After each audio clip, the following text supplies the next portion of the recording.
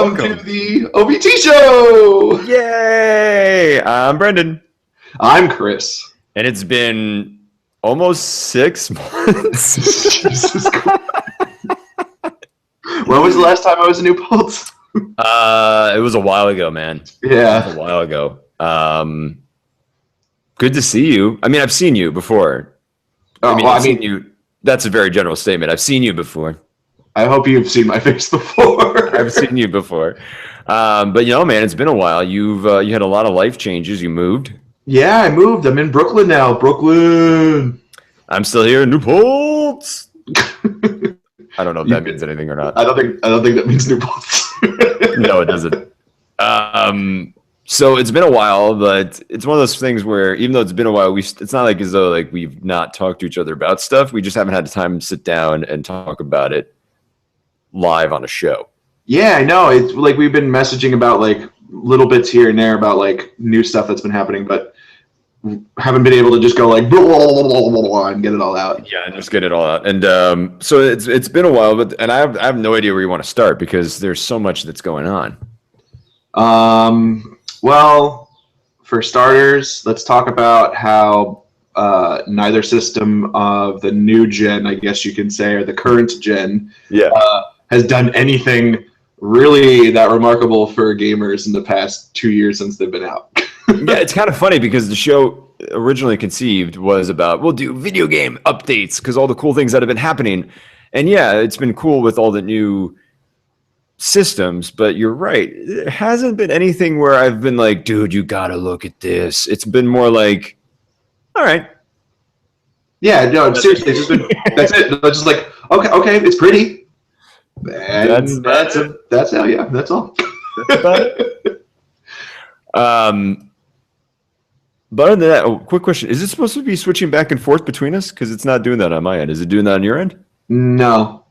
Maybe it's just you that's being recorded, baby. Oh, please don't do that. Well, while you're talking about that, but some of the stuff that I've been looking at is some of the games that are coming up. There's a lot of hype about what games are coming up, what games are actually going to be out there, and for me, it's big on Arkham Knight, and it's big on some of the things like Uncharted 4. But a lot of the hype's been like, guess what's coming? It's going to be exciting. And then what we have now is games that are interesting, but haven't necessarily left their mark. Like The Order is a game that I was very excited to play. Yep. I did not buy it because I started reading the reviews. It was like it tried. Yeah, a lot of the reviews. I mean, even from E3 and other game shows that they had been showing the game at, a lot of the people kept saying like, it's pretty. I don't think they know that they're making a video game though. No, it was very much described as a cinematic experience. I think, and I've really been doing this game. I don't know if you have mentally with retail. Is am I willing to spend the money on a $60 game? And my answer has been no for the last 6 to 12 months. Yeah, I was kind of hoping that you would be able to put the money down, have an experience that you would at least play through twice, maybe, and then have like 12 hours, maybe 15 hours. That's what I expect out of a top line game. And when you hear reviews saying like, oh, you could totally beat it in like 6-7 hours, it's just a huge letdown.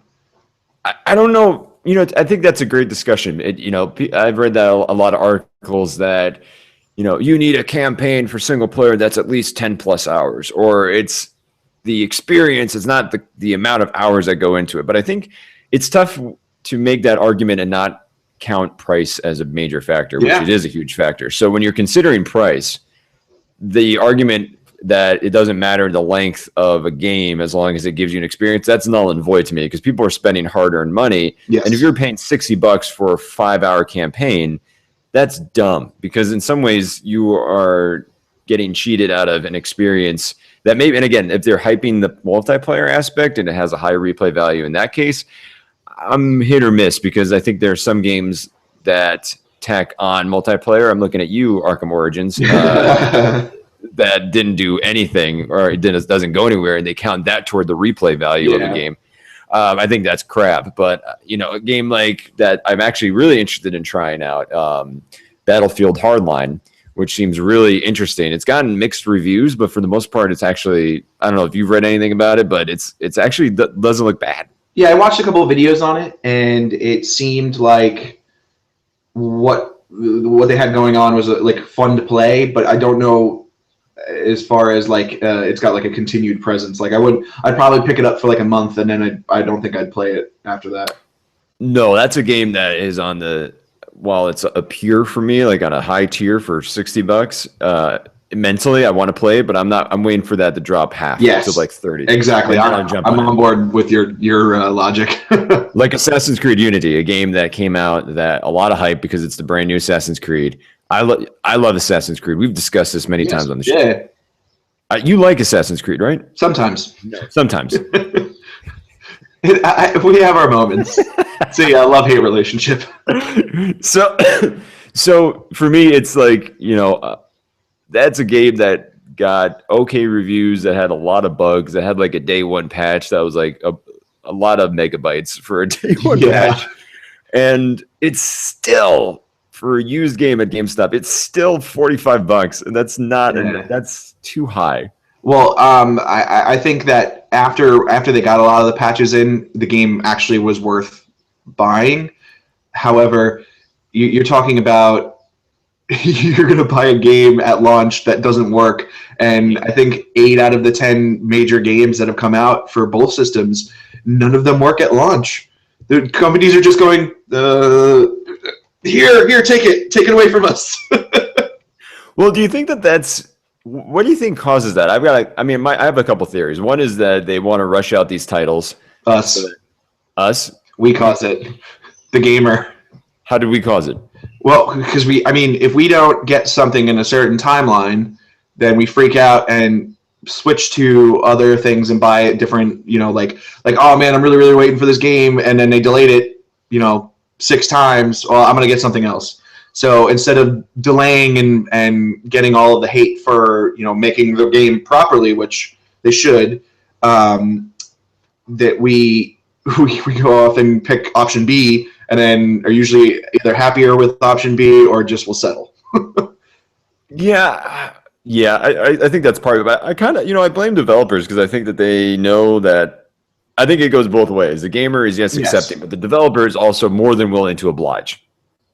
That's true. Look at fans for when the Stick of Truth for South Park. That game got delayed years, and people were still like, "We're still here. We love South Park. Just give us the game any time now."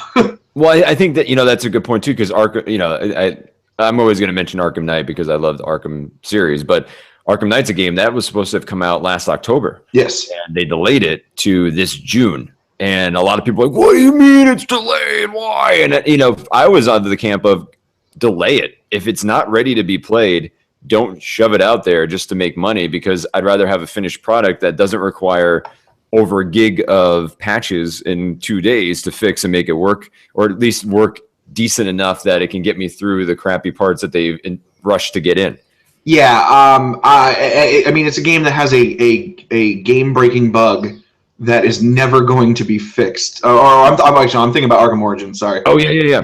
That you had that, and then you when they say, "Oh yeah, but don't worry, Arkham Knight's going to be coming out on time," and then it's going to come out next year. I think if they just said, "We have a game, it's in the works, we'll see it in 3 years," then you go, "Okay, we'll see it in 3 years," and let it fade off into obscurity until it is really polished, and then show us the screenshots.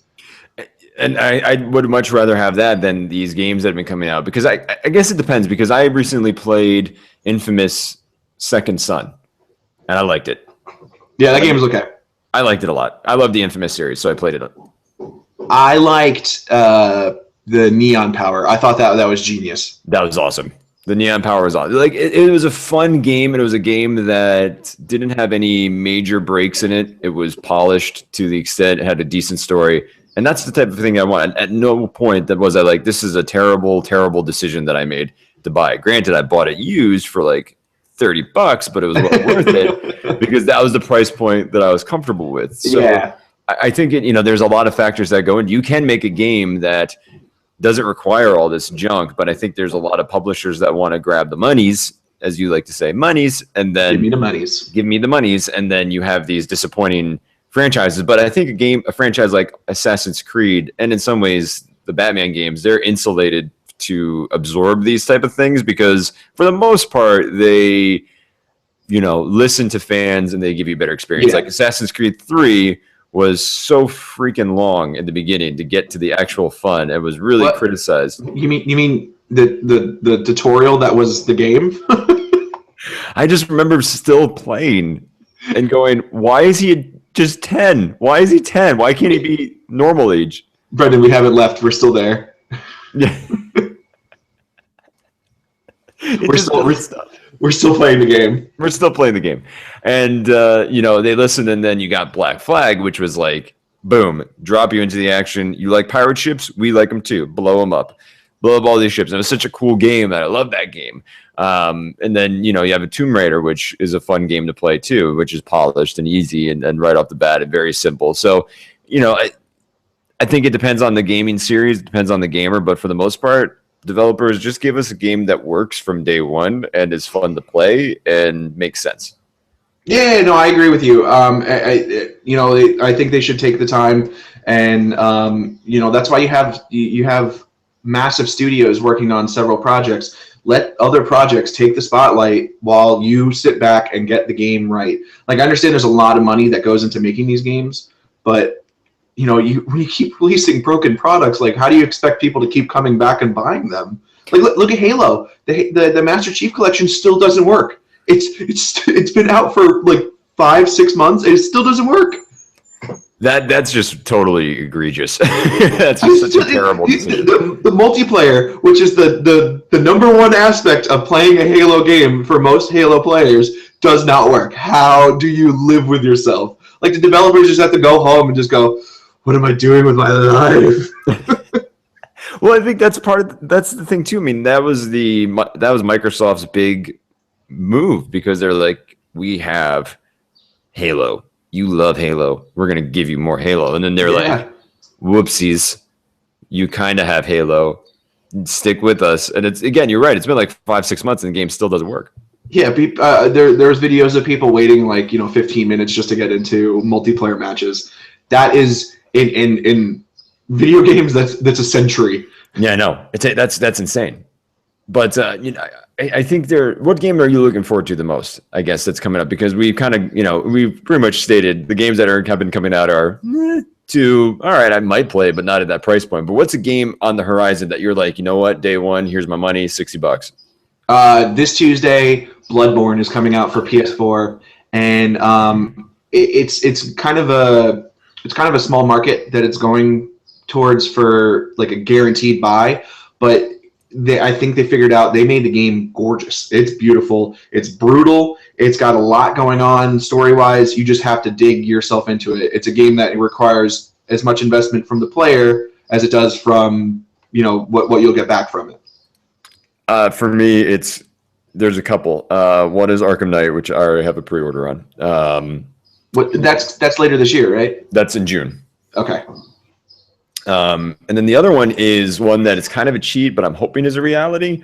And it might not even be this year, but it may be coming soon. Is that at E3 for the first time ever, Bethesda is going to have an actual booth or an actual presentation, which a lot of people are like, Fallout 4. So I hope it's Fallout 4. I will also accept Dishonored 2 because I loved Dishonored. I thought it was awesome. Okay.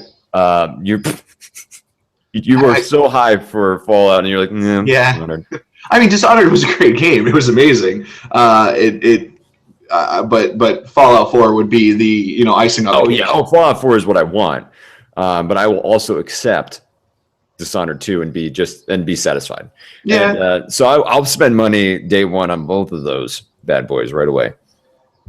Yeah, I've already paid for Bloodborne. I had a bunch of gift cards for Christmas, so I was like, you know what? I saved these for a reason. Yep. And when you get an apartment, you don't have any money right away. So I was like, I'm going to use gift cards and get myself some happy stuff. Nice.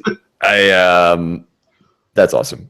So next time we pod, I'll be able to review it. Yes, and then you'll get our seal of approval, or look of disdain. Uh, But let's talk movie news, because we haven't talked movie news in a while. A lot of stuff's going on with Avengers 2, Age of Ultron. What do you mean? It's coming out? It's coming out. Shut up. Hooray! Let's go, man! Woo! Are you excited by the movie? I mean, by the promos that they keep releasing, or are you, at this point you're like, I'm okay, I don't need to see any more, I just want the movie? I'm afraid to click on stuff now. Like they just released a new TV spot to coincide with March Madness. So they're saying like our team's the best or whatever kind of thing. And I clicked on it thinking it was going to be like another rehash of video they already let out. And then they were just like, oh, let's just throw in some more little Easter eggs. And they showed the little attachments for Cap, so his shield will just like shoot up off the ground and connect to his arm. I was like, that's awesome. I know. I was like, I watched it. I was just like, I'm not ready. Just give us the movie. Just give us the movie. I'm excited for that. I am actually excited for Furious 7. Oh, for Fast and the Furious? Yeah. Yes, I want to see, because it looks ridiculous, absolutely insane and stupid. But I want to see that movie so badly. And then there's one other movie that I was looking at that I was really interested in. It's the new Amy Schumer film, Trainwreck. Is that with Bill Hader? Yes, and Judd Apatow directed it. Amy Schumer wrote it. It features LeBron James and John Cena as well, which is a weird casting, but I'm excited to see it. John Cena in the trailer. Yeah, but it looks awesome, and I want to see that. Yeah, that looks pretty good. I'm not really sure what I'm looking forward to for this year besides Avengers, because it just casts a huge shadow until I see it, and then I can think about other movies. What about Fantastic Four? That's coming out this summer, right? That's been one that I don't think we've really covered on the podcast that much, just because most of the announcements have come within the past couple months. Right. Where we've seen costumes which look kind of like setup costumes, like they're starting, but supposedly there was an article that had just been released that said that you're going to see the traditional blue uniforms probably by the end of the movie or something like that. And the trailer, which no one had seen yet until not that long ago, it makes it look gorgeous. So I think it looks cool. I don't know if it's going to be cool though. Yeah, that's up to the rabid fans first, I think, and then after that, then everyone else will have an opinion. Yeah, I'm kind of indifferent at this point. I think part of it is gonna be cool. I don't know. It's Fantastic Four. It's tough for me. I still remember Fantastic Four from not too long ago when it wasn't that great. Yeah, I Fantastic Four was never really one of my big favorites, but I mean, I was always excited at the prospect of the movies because they have some cool stuff in it, and they weren't very good. No, so hopefully this one is, even though it's taking a lot of liberties with the characters and the stories, give them, fuck it, give them a shot. Oh no, I totally agree, and I think I'm also excited about. Well, did we talk about Spider-Man being back in Marvel Universe or no? I don't think we did. No, Spider-Man's back. We're really late on all the news, I know, but Spidey's back. I'm excited because finally, and it's something I've said many times on this podcast and in real life, I always get pissed off when Spider-Man is not around for all these big things because he lives in New York, and I know that he was owned by another movie company, but now they've given it back to Marvel, and he will be in Civil War probably.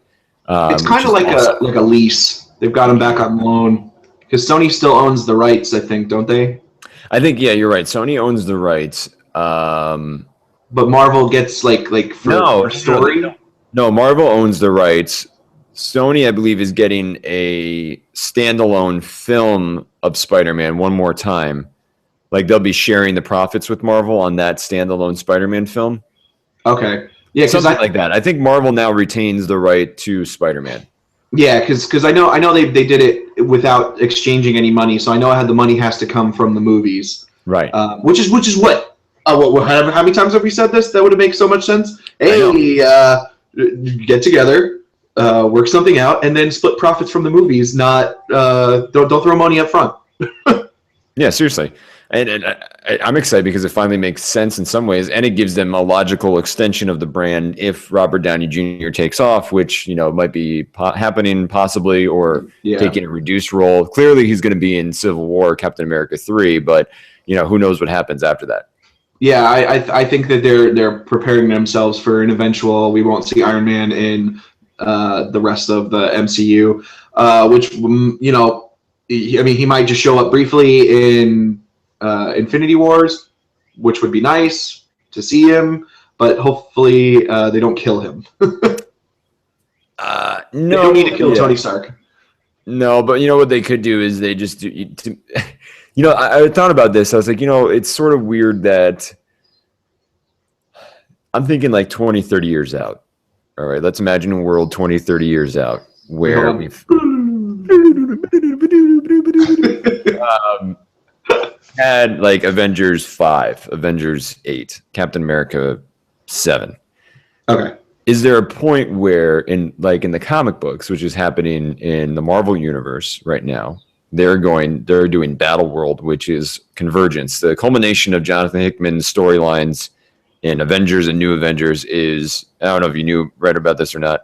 No, I've been following little bits and pieces online, but I haven't been reading anything. Basically, they've been dealing with this concept of convergences because after Age of Ultron, Brian Michael Bendis's okay storyline. There's some parts that were enjoyable. Most of it was just over the top of my head. I just didn't get most of it. There's multiple universes in the Marvel universe, similar to DC's 52 universes. Yeah. But in Marvel, they're all coming in together at points of convergence. So worlds are colliding into each other, and one survives, one doesn't. So now it's finally happening to the Marvel universe proper, and it's the ultimate Marvel universe merging with the old Marvel universe.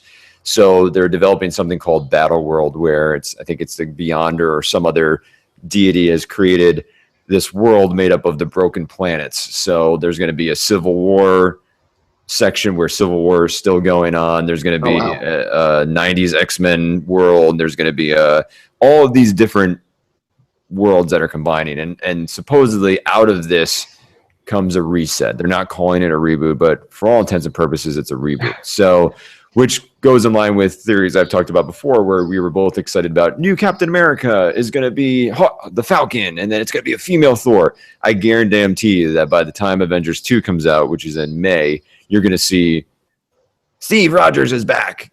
Thor is back to being a dude. It's going to be, everything's going to be back to normal in the sense that not interesting to me. And I think it's an easy way out. Where I think what they're doing now is very interesting stuff, but this convergence is going to end up in where everything is back to being normal, which again always coincides with the movies, where they'll do a big movie and then Marvel Comics will get interesting again because they'll take chances, and then when the movie comes back around, they got to line it back up with the property. So it just gets really annoying. Yeah, no, it's because was that like brand protection or whatever? Like it's a little bit of. Yeah, it's a little bit of brand protection, but my point is, because I actually forgot what I initially was talking about halfway through that explanation. But convergence, worlds are colliding. But do you ever see a point in the movie universe where that is their out? Because they could easily do something like that and say the world has changed, and then Tony Stark's gone. No, Robert Downey Jr. is out, Chris Evans is out, then they have new people in it without having to skip a beat. We're pulling strings trying to get a Doctor Strange movie working properly that people will make sense of. I don't know if we could just do a multiverse thrown into it. Well, no, I'm not saying it's a multiverse, but grab the element of this world is ending and a new world is forming, and then you have new actors and new, you know what I mean? Well, so you're not doing that storyline where there's universes attacking each other, because that's so complicated. That'd be like a 5-hour movie. I'm talking like there's a moment I know there's a moment in like the end of the Infinity War, which it's possible. Which I was thinking about this. If Infinity War is the end of this branch, Infinity War Part 2 comes out in like 7 years or something like that, 6-7 years. Yeah. the Infinity Gauntlet has been used to alter universes. So I could see a scenario where that's their out. Robert Downey Jr., Chris Evans is gone. Every actor, Jeremy Renner, that is in this current patch, that's their out, and Marvel's way of clearing the deck and having new people come in because they are resetting the universe in the movie sense. It's never been done that way. They could definitely do it. I don't know, because I think I think a lot of people want to see all of the heroes in both of the Infinity Wars movies. You're saying in between, right? In between part 1 and part 2? No, I'm saying end of part 2 is. That's the reset. Right. The screen goes white, and then all of a sudden you have maybe glimpses of, maybe you don't have the actors set yet, but you have glimpses of Captain America and Iron Man still going on, but it's clearly not Robert Downey Jr. anymore, or it's clearly something's different. You know what I mean? And then you do new actors to fill in those roles. That would be interesting. I might not like it initially, but it could pay off in the long run. They still have Inhumans that is after Infinity Wars 2. Oh, I thought it was before. Hold on, let me look up let's do the fact checker. Fact checker. Yay, first fact checker appearance. Oh, wait, hold on. While you're looking at it up, I'm recording. Let me see if I can find it. So you talk. Well, I talking about myself, I guess, right now. That's boring. Doing his fact checking. Well, no. Here's the reason why they could do it that way. But I mean, they don't have to do it that way, but they could do the James Bond way, where James Bond's been a property for over 50 years now, and they just, without real explanation or continuity, just like, here's a new guy, and then it just resets itself. So I mean, my thing is that they have a way to do it in the comics that's been a tried and true method of resetting the deck. Yeah, I don't know. I like, as much as I like that as a potential possibility, it just, I don't know. You expect more of a finale from everything that they've been doing over all of these years. Like there has to be some closure. They don't have to give up on the characters. They can still do new stuff in the coming years. It just, I feel like after everything that they've been doing, you want there to be, okay, this is it. This is the big battle, and the big battle's over. The good guys win. Some of the good guys die, but like life will still go on. And then you have Inhumans, and then Marvel has to figure out what they're doing, in the future. But they can do new Avengers. I know that much, and it would be fine. You are actually correct. Inhumans does come after Infinity War Part 2. Yeah, it doesn't make sense to me. It's 2019, right, or something? Yeah, it's July 12th, 2019. Yeah, I figured because they have so much stuff going on, and like a reset would be cool to continue the story, continue the current universe. I think they should just let it die out and start something new with the characters, do new stories. Yeah, I mean, they can easily do it. They don't have to do, but it would be a cool kind of grand send-off for Robert Downey Jr., you know what I mean? Yeah, like they should do like a War Machine movie or something. Like, just do something different. I mean, but they also, they have so much property to work with that I think they'll be fine either way. I just think it'd be interesting to see the typical comic book ending of a universe happen in the movies. That makes sense, because then the comic fans are going to be like, they did it. They actually did it. They made it. My God. And then everybody explodes. And then you have the DC universe where, again, everything that they mention, and I don't know, it's probably because I've always been a Marvel fan. I love Batman to death, but and Batman still is my number one hero of all time. But I think every time DC makes an announcement, I'm just kind of like, eh. You cringe?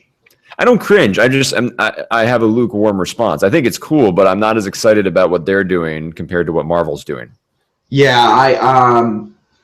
well, I mean, I don't know. The Aquaman photo release or whatever, the little poster release, that was cool. That was probably one of their better decisions for DC. But yeah, every new thing that I hear, I'm just like, I don't care, because I don't have anything to base it off of other than Man of Steel, and I still don't like Man of Steel.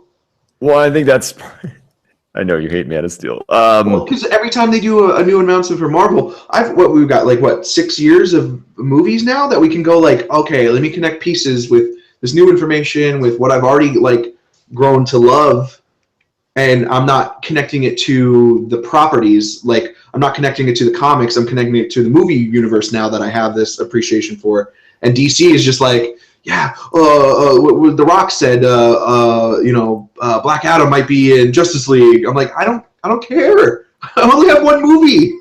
I know, and I think that's what's bothersome to me is that they're building. They've already acting like they're Marvel, and they've had like 9 films under their belt. They've had one, and one that was well, Hobo Superman being really sad. He shaves. We don't know how because there still isn't any science to explain it. And he's sad all the time. It's Sad Superman, which Sad Superman is the worst iteration of Superman because there's nothing more disappointing and annoying than a superpowered hero that is sad, that has the abilities of Superman. That's like, I know I can fly, but I can't fly into Lois's heart. Oh, shots fired. Shots fired. But you know what I mean? Like, that's the worst version of Superman. That's the best version of Superman now. Why do you want to see a superhuman sad? Because you just made it okay. You made it okay with that? We need to get you to DC headquarters and have you do the screenwriting for the next 6 movies. It's akin to the weird tone shift in Dark Knight Rises when Catwoman, and I do this all the time, but I love doing it, when Catwoman jumps off the roof and Batman doesn't notice and he turns around and goes, so that's what that feels like. That was the moment for me that took me out of the film, and Sad Superman took me out of Man of Steel very early on. Oh, God, yeah. Like, why is Batman trying to make a joke after 3 movies worth of sadness and swear to me? So that's what that feels like.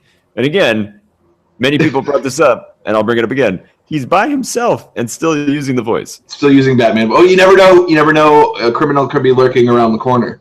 On the highest rooftop ever? Yes. Even Keaton had moments. I love Keaton's Batman because he had some moments of levity where it wasn't forced. You know what I mean? Like, he had a great time in that role, whereas it just looked painful for Christian Bale. Like, he had to always emphasize in his mind the sadness of Batman and what it means to be Batman, where sometimes it's cool to be Batman. Well, yeah, because he would just stand and look at things and he wasn't a douche when he did it. He would just stand there and just be like, yes. Like that moment when he's eating the food and he's like, should I just move closer to you? Because like, that's just awesome. Like, that's just fantastic. And then that's Bruce. That's Bruce Wayne. That's the character. The only moment of levity is in Christian Bale's performance as Bruce Wayne is when he's falling asleep because he's tired and he's at the board meeting. But most of that is on Morgan Freeman to sell. Yeah, it was just him sitting in the chair. Yeah, but all he had to do was be sleepy. Like, he didn't really try. You know what I mean? That's the part. So overall, not interested in DC. Kind of interested in what they do with Ben Affleck as Batman. Although Ben Affleck also seems to be dialing up the sadness quota. And what do you mean? Hold on, let's go to the only picture that we have of Batman so far. I'm sad, guys. And then when they wrote, like, he's an older Batman. And it cost so much money.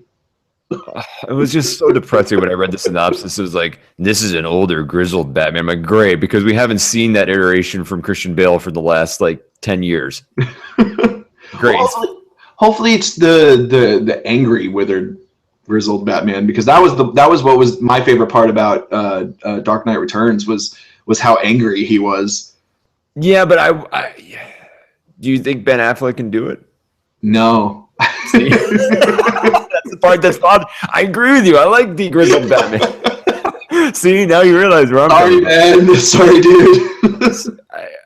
I love Ben Affleck as an actor. Chasing Amy, greatest movie ever, in my opinion, that he's done. I was going to say, not ever, but I think that's a great performance from Ben Affleck. But when I imagine yelling, angry Affleck, I imagine Gone Girl, which he was great in because he was a jerk, kind of angry guy that was, not really upset, but kind of upset that his wife was dead. Like that was the actor that we're getting for Batman, and I'm just like, oh man. And Argo, he did brood a lot, but he was like, yeah. Every time I beat up Joker, he just keeps coming back. Yeah, I know. Like that's why I'm like, oh man, sad, angry Affleck is gonna be the main. No. How come Superman can fly and I can only glide? That's what you get from looking at his picture. I know. And Superman, I can fly. I wish I saved my dad from that tornado, which I clearly could have done because I'm friggin' Superman. You know, it was payback. This moment. It was payback for Waterworld. Which I still love Waterworld. Yeah. I don't know why, but yeah. The best. They should have done what they did in the comics in the late 90s when Jonathan Kent died. It was because Superman was battling a supervillain and couldn't hear his dad tell him goodbye because he was having a heart attack. It was so sad. By the time Superman got there, he had passed. That's real. That's sad. That's real. But this was a tornado that he clearly could have just saved him. Yeah. He's like, "Oh, get back underneath the bridge, my superhuman son." Yes, and or just be like, whatever, pick him up and move away with him. Yeah. Let people freak out like very momentarily as you're carrying a large adult. It was. I'm annoyed with that movie. I'm over it. Yeah, I think everyone was. Sadness. What else is going on, man? I don't know. I have heard a lot of rumblings about Spider-Gwen.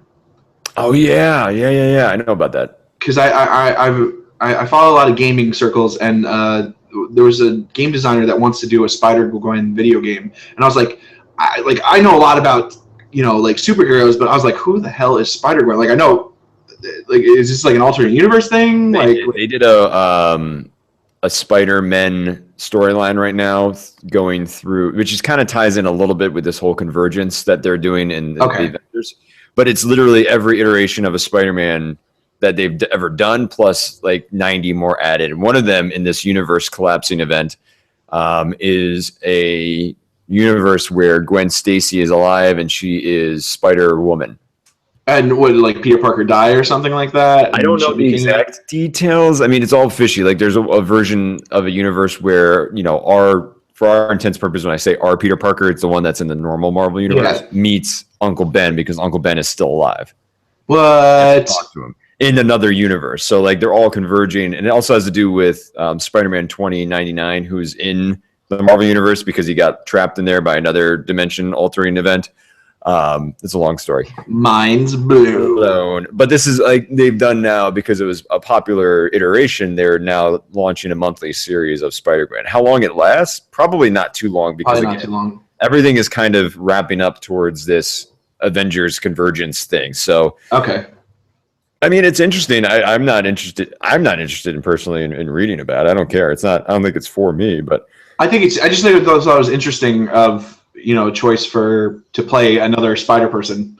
it is, but again, it's one of those books I want to read maybe when I am when it's all collected as a trade paperback because it's lots going on. And I did bail out on Spider-Man after Superior Spider-Man because I love that. I thought Superior Spider-Man was awesome. That was when Dr. Octopus switched minds with Peter Parker. Oh yeah! Oh yeah, that's right. You were talking about that a lot. It's awesome. It was awesome, and that storyline ended, and I started reading Peter Parker again. I was not that interested, but so I dropped that title. But yes, they're doing that. But I think again, it all ends. I think once Convergence finishes up. Well, then that's it. That's over. What's over? I don't know. It's all over. Everything's converged. Chris, doesn't converge in real life. That, right? It doesn't converge. There's not a convergence happening in real life. Oh. Sorry, buddy. Well, it's still going to go on. Chris, is there anything else you wanted to talk about today? You know what? Honestly, there's so much that has happened that it's going to upset me as soon as we stop. Yes, I know. Me too. I feel like, yeah. I mean, I think the main thing that I wanted to talk about was definitely like a video games company releasing broken games. Yeah. Like that's just like how ridiculous that is, especially with these new systems that are great. I know they're great systems. We just want great games to go with them. You know what? Honestly, and the second thing that I want to talk about is the number of games that are being remastered for new systems. That's a lot. Yesterday they announced God of War, God of War 3. Yeah, being remastered. Yeah, I mean, it was a cool game. I've never played it, so I probably might pick it up to play it. But like, come out with God of War 4 or something. I think they're doing it because it's easy. It's probably relatively easy to reformat it, and also it's easy. Right, but they're probably doing it as a placeholder so that it keeps in your mind that you know what's going on. Yeah, I guess. I mean, like Dark Souls 2, they're bringing to PS4. I think an Xbox One, they were like remastering it or whatever. But that game makes sense because it was bad on 360 and PS3. The game was too big for the games the systems to handle it. So it makes sense that they're putting it on the correct system. Like the graphics look like they do on PC, so that's what you want when you're playing. You want to be comparable, but I don't know. I feel like it's such a cop out. Like if you're going to take a game and redo it, take a game from a long time ago. Final Fantasy VII, please. Final Fantasy 3. That's what I want. I don't know. I wouldn't care. 3 was a good game. I want them to do Final Fantasy VII, a game that fine do that. That would increase console sales probably by like another like 500,000 to 1 million. You're talking about all of the people that have played that game over the years that could play a brand new, beautiful version of it. People are just like lining up outside for days. Aren't they making a brand new Final Fantasy? Yeah, there's a couple. I think Final Fantasy 15 is the next one to come out. So high the number. Yeah, but it looks good. It does look great. They showed a video of them doing a summon, and it's like a thunder god, and he just reaches down to the ground, picks up the character that does the summon, picks him up, and then just shoots like godlike lightning into the ground. That's awesome. Got this like crazy music. It builds to a crescendo, and as you're just seeing little hit meters pop up, so it's like 999, 999, 999. So it's killing everything in the area, and then it just goes okay, and then puts them back down on the ground. So the sense of scale is it's like huge. That is awesome. So that's cool, but I still want Final Fantasy VII. All right, you're a big baby. Is there anything else you want to talk about? Quickly, there's a don't wink at me. Oh, sorry. It's too sexy. It's been discussed a lot already, but I figured I might as well mention it. Batgirl had an alternate cover of Joker from The Killing Joke, dressed in that, standing next to Barbara Gordon in her Batgirl costume, and it looks like a lot of backlash. He has a gun pointed at her, and he's also looks like he, with his finger, drew lipstick around her mouth, and she looks terrified. The artist requested that the cover be pulled. Yes. DC obliged, and I think there's. I'm 50-50 because I when I first read about it, I was like, "That's stupid. It's an awesome cover." And then I kind of read a little bit more deeper into it, and the tone of the comic book has changed significantly, where it's much more upbeat. It's much more kid-friendly Batgirl. Yeah. And the tone that the writers are going for does not match up at all with what the cover is. So when I read more about it and I put that in perspective, it kind of made sense that may not have been the best placement for that particular variant cover. Yeah, it was a little rapey. That's it was. The way I looked at it when I first saw it, I was like, it's beautifully drawn. It's gorgeous. It's a little rapey, and I think the article that I read on it was saying that it links back to The Killing Joke in all of the wrong ways. Yeah. Because that comic itself has had some, backlash in because he took all these naked photos of her and it alluded to the idea that he assaulted her sexually. Yeah. Now the what was it, Alan Moore did it? Yeah. I know he said that that's not what happened, but you never know. Yeah, it might be one of those. I don't know. I mean, it is.